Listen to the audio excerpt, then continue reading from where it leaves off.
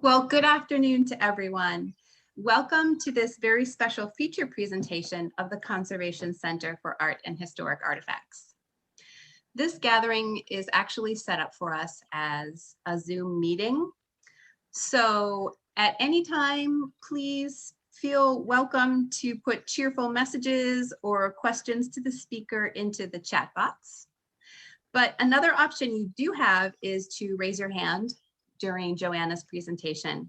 And if you'd like to do that, the button to raise your hands, just to remind you, is under reactions. At the footer on your screen, you'll see a button for reactions. If you press that, you'll have access to raise your hand option. And then after raising your hand, you can be prompted to unmute yourself and you can ask your question. Please, though, if you're not asking a question, I'd like to ask that you do mute yourself during Joanna's presentation so that we don't get any interference noise. Thank you. We are going to learn now about a story, which is a journey through the conservation fields directly from Mellon Paper Conservation Fellow Joanna Hurd. And she asks us in the title of her presentation, "Have you heard?" I love it. And here to introduce Joanna is Conservation Center Senior Paper Conservator, Heather Hendry. Thanks, Stephanie. I'm delighted to present Joanna Hurd as our speaker today, and I have had the pleasure of being her direct supervisor for 2 rounds so far, and she's agreed to stay another year with us, which is fantastic. I first met Joanna when she came to CCAHA as a summer intern from Winterthur in 2019. But before us, she had interned in almost every possible type of conservation specialty. So I'm very pleased that she landed on paper. And in the 2 months that she spent with us that summer, I was just wowed by her sensitivity to the object and her thoughtfulness in balancing all the many factors that she was learning about when it came time to apply them. Of course, that was 2019. And between that summer internship and Joanna returning to us as a Mellon Fellow in September, a pandemic happened. And this was such a terrible disruption to so many people's lives and their education and their careers. But seeing Joanna's flexibility and dedication to keep learning and progressing during this time has filled me with confidence for the future generation of conservators. So I now present Joanna to you. Thank you so much. That was such a kind introduction, Heather. Thank you. And thank you all for joining me for Have You Heard? A Conservation Story. I am presenting today from just outside of Philadelphia, which is part of the unceded lands of the Lenni Lenape people. I would like to acknowledge the Lenni Lenape community and pay respect to their past, current, and future elders. My experiences until now have largely revolved around graduate school. So I've broken this presentation into 5 sections. My before conservation prologue, pre, during, and postgraduate school, and then a bit of what's up next. And before I really get going, I just want to say for any pre-program attendees that there's really no single way or even best way into conservation. So please do not take my experience as prescriptive. I've been extremely fortunate and privileged in my experiences, and I would be remiss if I didn't acknowledge that. I have always loved art and science, and my first introduction to that was theater. I was a huge theater kid in high school. I was master carpenter managing a crew of about 24 other students for my last 2 years of high school, and I worked as a stagehand in the summers. This is me in a very important meeting with our technical director and stage manager. And this is one of my favorite sets for a really wonderful show called Noises Off, and is also the reason I never want to install another door. In 2009, I began at Boston University, where I majored in art history with a minor in visual arts, expecting to go into technical directing or dramaturgy. But I sat down at my first advisor meeting and just realized that there wasn't enough science. I loved the creativity and material manipulation of theater, the questions of how do you make Rapunzel's tower out of a broomstick? How do you make rocks that float and trees that dance? But I wasn't able to answer why those things were possible or what's happening to the materials I'm using. So when my advisor asked me my career goal, art conservation kind of popped out and it just clicked. And that was it. And in that moment, I transitioned to pre-program, the amorphous state of being that signifies intent but not yet enrollment into graduate school programs. I accumulated experience from when I graduated undergrad in 2012 to when I was accepted into graduate school in 2017. I hope you will forgive a slight format change, but I had come up with a solution I really liked for my interview, and I no longer am able to reverse engineer it. So here's a preview of my actual interview presentation. I worked as an intern for 2 years with Virginia Whalen, who is a wonderful person and textile conservator. I worked on both indoor and outdoor organic and inorganic objects. I worked as a technician in the paper lab at the Philadelphia Museum of Art and with a private practice paper conservator as an intern. I also worked briefly as a furniture conservation intern, and I volunteered on the Villanova da Cortona mural project. I also volunteered part-time for a year in collections management with the Violette DiMaggio Foundation, which has since been absorbed into the Barnes Foundation. I was extremely fortunate to get a wide variety of experiences with really wonderful supervisors and mentors. And I was privileged in that I didn't have to move for any of these opportunities. I did have a standout pre-program experience, both in terms of notability and breadth of experience. During my 2 years as Virginia Whalen's intern, I was able to participate in the start to finish treatment and installation of George Washington's field tent, which is now on display at the Museum of the American Revolution. The conservation team was just the two of us, but the tent team consisted of curators, marquee experts, historic textile specialists, and civil engineers. The 500 hours of treatment experience, extensive collaboration with highly credentialed team members, and the opportunity to participate in both planning and installation were equally invaluable, and I have a lot of really treasured memories from that project. Among them is when I was offered to place one of the replica finials that I had made as a topping of our assembled tent cake. And as you see here, I was beaming about as hard as if it had actually been a tent-sized cake. And this is 2 years summarized in 2 photographs. Celeste Mahoney, a student of the NYU graduate program, gave a really wonderful talk during CCAHA's Diversity in Collections Care Colloquium, where she talks about what can and cannot be expressed in photo documentation and the various assumptions that go into photographs. It really sank in when I made this slide. That's 2 years, and there's so much going on in each of these photos that is impossible to express in just a photograph. So I consider treatment photographs to be both a blessing and a curse. I found out I got accepted into both the Buffalo and the Winter University of Delaware art conservation programs the day after we finished the tent installation. So it was a pretty good week.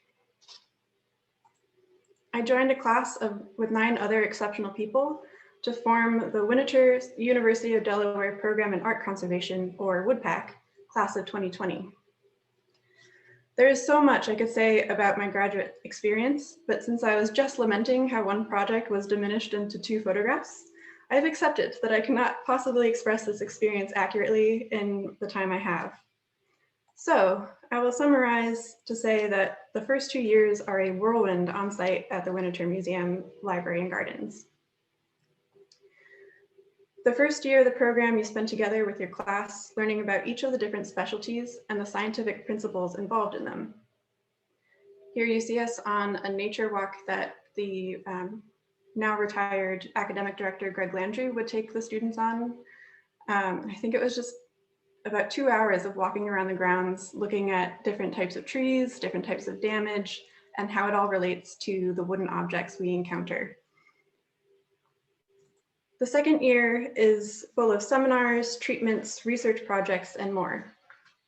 You see the paper pals, as we are referred to, during a paper bathing seminar here. I encourage anyone who's interested to schedule a visit to Winter's Conservation Labs.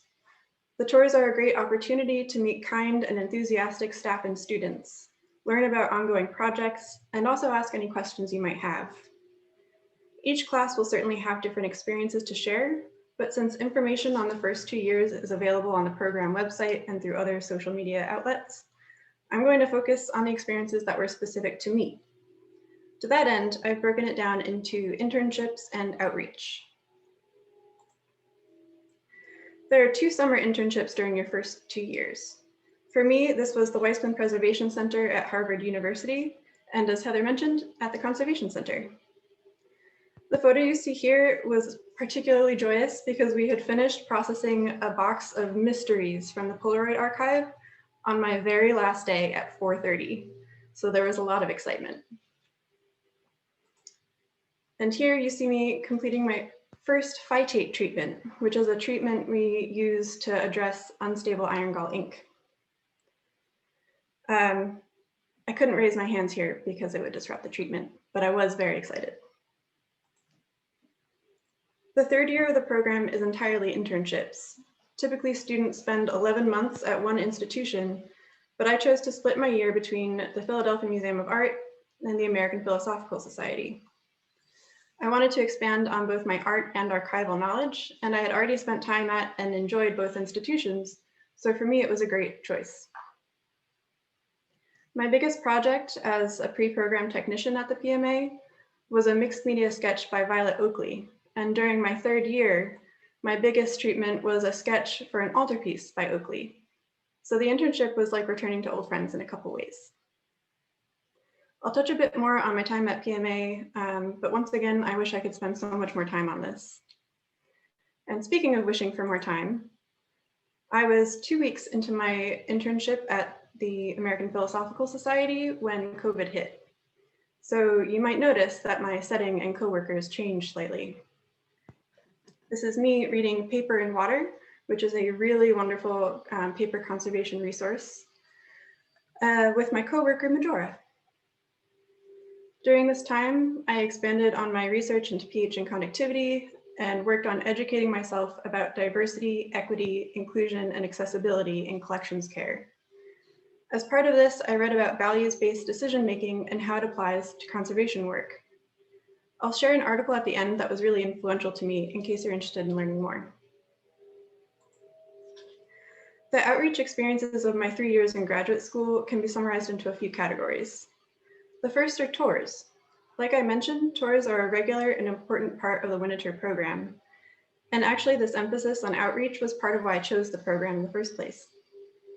This photo was taken during NEH Chairman Pede's visit, but tours are often for prospective students, museum visitors and members, board members, visiting institutions, and more.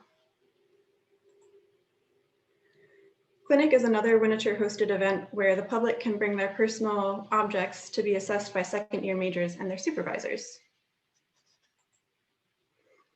This next project is one I started with my classmate Natalia Swanson to contribute to the great work being done at the Iraqi Institute for the Conservation of Art and Heritage, or IICAH. The Institute sends conservators from around the world to train cultural heritage professionals in Iraq who are trying to respond to emergency situations and protect and preserve their collections in less than ideal conditions. We really wanted to help make use of our privileged access to materials and resources as graduate students, so we reached out to the director of the Institute. One of the issues they were facing was access to conservation materials in the Middle East. Natalia and I started planning a didactic binder of alternatives to conservation materials at the end of our first year, and you see the completed work here. When we returned as second years, the project had grown to include 5 students, multiple didactics, and funding for resources. The project was pretty simple in concept and really tricky in practice. The Institute can't rely on access to a translator, so any text we used needed to be easy enough to translate with a web translator. So really, it meant that we had to limit the text as much as possible. We had also never been to Iraq and we weren't able to travel there, so we had to rely on secondhand accounts of what types of materials are readily accessible. We pulled together potential candidates of alternative materials, everything from plastic bags to computer paper, and made samples of our best options. And you see us trying to mine through all of our assembled alternatives here. We ultimately came up with the following assortment, which we assembled into the binder you saw earlier with one word and image-based captions. We tried to convey the key traits of the conservation ideal material in our alternatives. So ethafoam, which you see at the bottom right of this image, is a conservation material that is ideal because it's thermally stable, waterproof, and can easily be shaped to conform to an object. The stable part is the conservation ideal, but the ability to sufficiently support the object is the essential component. You can achieve that support with plastic wadding in a cotton envelope or even molded copy paper. Each alternative had pictures showing how it was made and how it can be put in use.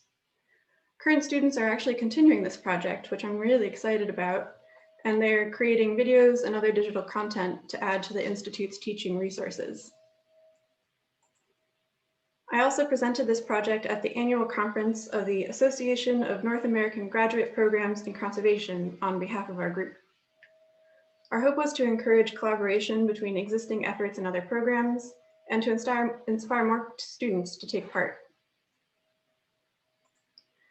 I also really enjoy teaching, and I think it's an important part of my outreach toolkit. I've had a number of great opportunities to help teach first-year students during paper and photo blocks, as you see here, as well as with school groups. This is a photo from Delphi, which is a collaboration between the PMA and local public schools. I was able to participate in 2 years of this program, and both were so incredibly rewarding.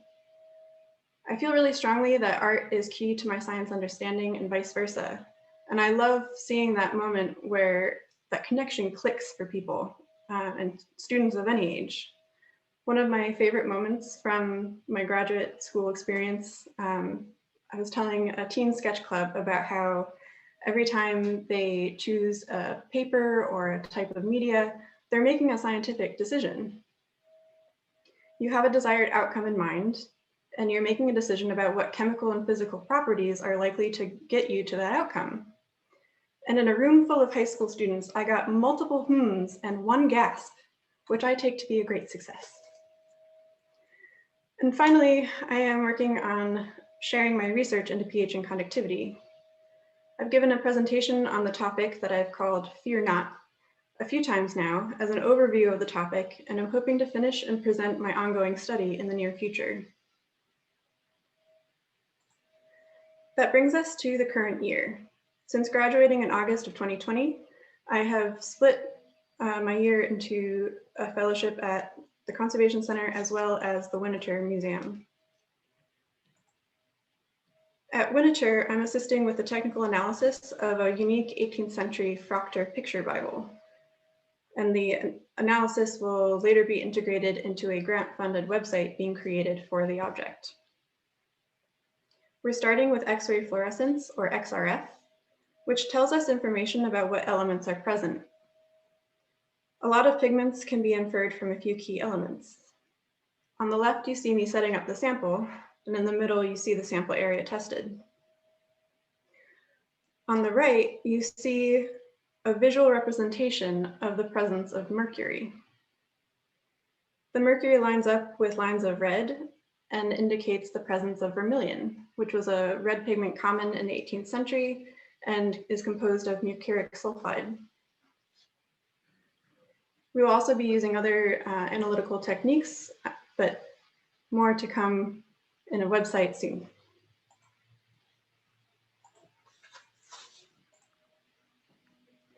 The other half of my year has been at CCAHA, where I've gotten a huge variety of assessment and treatment projects. I called my summer internship at the Conservation Center my summer of firsts, and this year has just been a continuation. I was able to treat my first band poster, coincidentally for a band that I was already a fan of, and a fan. One of the most rewarding parts of this fellowship has been serving on the IDEA committee, which is our inclusivity, diversity, equity, and accessibility group, and working on the colloquium we hosted in March. Diversity in Collections Care, Many Voices was a two-day event exploring the different barriers, access, communication, and opportunities for growth surrounding cultural heritage and its care. I was thrilled to be asked to help with the planning stages as well as the actual event. It was my first experience with behind the scenes of conference planning, and it was hugely educational. It was also the first time I had ever talked about living and working with an invisible disability during the panel called Answering the Questions We Wish You Would Ask, a panel presentation on conservation and disability. I am still flabbergasted to be included in such a wonderful group of people, and that we get to keep working on this. With CCAHA's support, my other panel members and I are working on making a series of short videos on this topic that we will share through CCAHA and beyond. My other initiative for the colloquium was creating an inclusive vendor list. Conscientious consumption is something I think about a lot in my personal life. But during one of our initial planning sessions for the colloquium, someone brought up how it's not really discussed much professionally. Conscientious consumption recognizes the impact and purchasing power of consumers and how that power can be used to promote equity, sustainability, and other benefits and necessities to life on this planet. So I started looking into vendors related to cultural heritage who owned that were owned and or operated by members of the BIPOC, LGBTQ+, and disabled communities. The list also includes sustainability focused and women-owned businesses, but it's still a really short list. Our hope is that this is just the beginning, and that with the help from our colleagues and community, we can expand it to be a useful, usable, and dynamic resource. And none of this is to say that we are, that everyone must buy from people on this list. Our goal isn't to boycott people not on the list, but to make it easier to make informed decisions and support people and businesses who share our values when we can. The vendor list is truly in its beginning stages, and right now we're still working on having a dynamic document hosted on our website, but I've included a link to the current version at the end of the talk. And so what comes next? I had honestly spent so much time over the last decade just focusing on getting into and then through grad school that I never really allowed myself to think too far ahead. I just wanted to keep doing the work that I love and making it more accessible and engaging to others. Which is why I am very excited to say that I will be continuing for another year as a full-time fellow at the Conservation Center. I will continue serving on the IDEA committee, as well as working with my other panel members to create a conservation and ability webinar series. I will also be continuing research. I actually started pre-program into the pH and conductivity impact in paper bathing. As I mentioned earlier, this research has already helped me create tips and suggestions regarding pH and conductivity meters.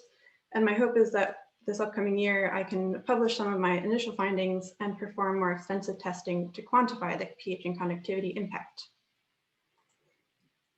So I hope this has been an engaging overview of how I got to be before you now and a bit of what's to come.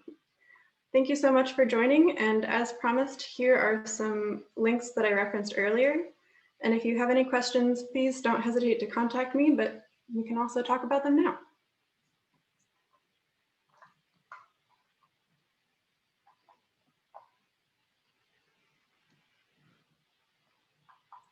I think I'm going to stop the share so that I can see everyone and see who's raised hands, if anyone has. Thank you, Joel, for the very kind comment. Do we have any questions? Stephanie? Hi again. Joanna, it was such a pleasure to work with you on all of the various components of the colloquium. And thanks again for all your contributions there. And I would just like to say that you're a very good troubleshooter. And I'm wondering, just because I don't work with you in the lab, on treatment work, I'm wondering, would you share what maybe a great challenge was in a particular treatment in the lab and how you used your variety of experiences to get through it, or just your awesome troubleshooting capabilities? I don't get to see that side of you very much in the lab. That is an excellent question. And I'm completely blanking, even though I know that's not true. On the folding fan that I showed, the bone ribs had actually broken at the ends, but it's a 3D object, so I can't just flatten it like I would with paper when I'm, mending a chair or something. So I had to construct some wedges that would conform to the shape of the folds of the fan. And then I sandwiched two of those wedges with magnets so that they were holding either side of the folded object, if that makes sense. So that sounds like a really intriguing project, because it's not only treatment, but it's like housing constructions in addition to that. Oh yeah, I don't do the housing construction part, but I was consulting on it, and that is a wholly other challenge in and of itself. So yeah, it was a really interesting object to work on. Well, when we eventually all get back in the lab together in person, I fully intend on peeking over your shoulder to make up for all the lost time this past year. Please do. Thanks.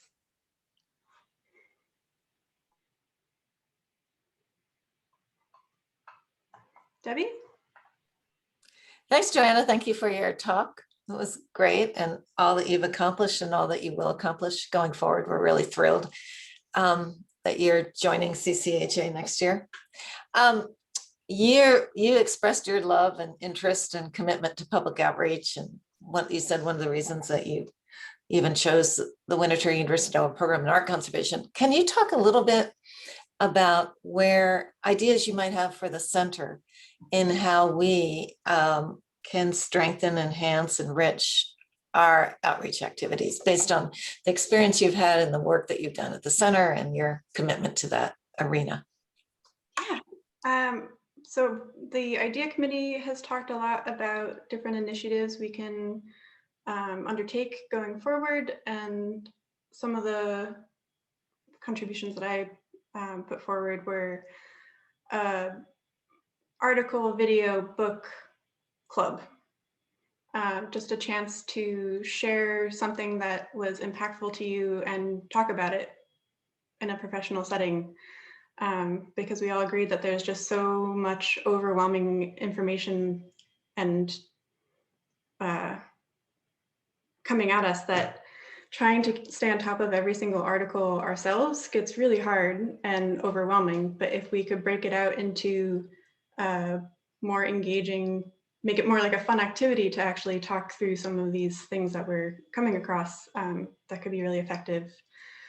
The vendor list is continuing to grow, and I'm hoping that we can maybe do a conscientious consumption series of either activities or things to add to the website as resources.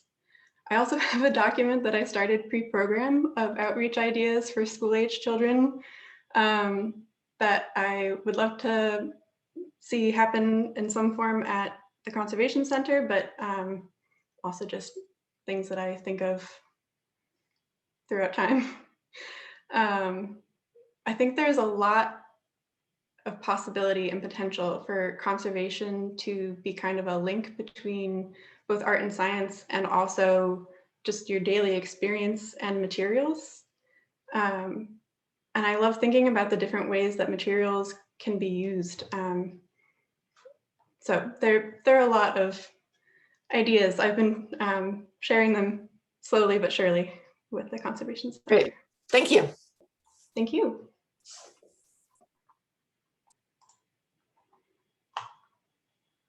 Oh, thank you, Sally. Sally and Joelle, who made really lovely comments in the chat, are a part of the panel that is working on disability advocacy. So I am equally grateful for all of them. Do we have any other questions? There must be some pre-programmed people there who have questions. I remember this experience vividly in my pre-programmed days of going to conservation talks and trying to figure out how it all works. But if you think of something later, you can always email me.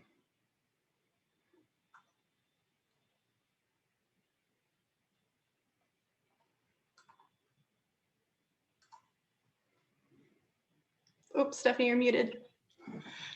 Your willingness just to be with us today and to share your experience to a broad audience is another outreach effort that is new to the center. We're trying to connect with each of different kinds of staff people at the center, and getting to know a little bit more about your experience and your thoughts and how you want to continue to contribute to the field is a wonderful diversity effort that I really appreciate, that we all appreciate. Oh, I think you just got a pre-programmed question. Do you see it in the chat? Yes. How have I woven my research experience into my other experiences? Never soak your pH meters in deionized water, please. I now have very strong feelings about meters. That is one way I have woven my research into my daily life. It's a really, you guys are throwing me some hardballs. Let's see, what else? I mean, it's almost hard to differentiate how it's interwoven now because it just feels so integral. Specifically the pH and conductivity, but also the other research that you do in graduate school. There's so much overwhelming information that you get in graduate school, and I feel like when you come out the other side, you end up with all of this knowledge that's buried, waiting for access when you need it. And I can't think of any specific instances where research has been really identifiably influential.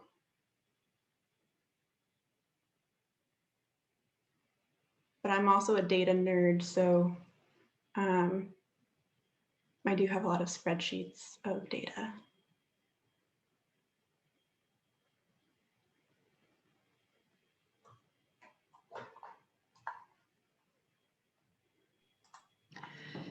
Joanna, is it okay if I put your email into the chat box? Yeah. In case anyone wants to follow up with you, okay.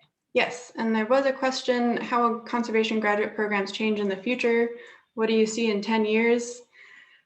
I do not know that I am, I don't know that I can answer that, but I would love to see more collaboration between the programs. And I know that's something that everyone's been working towards for a while now. But I imagine there will be a lot of changes. I cannot even begin to fathom what they might be. Another really great reason to go on a tour at Winter, because you can ask those questions directly of the staff and faculty that are working there and the students, and everyone's always really eager and enthusiastic to share their experience. So I highly recommend it. And there is a link in my references slide that will be sent out in an email later with a link to the Winter graduate program page. I did spend one coffee break taking apart a broken pH meter. That is an actual thing that I did. I recorded it, posted it on Instagram. I thought it was really cool.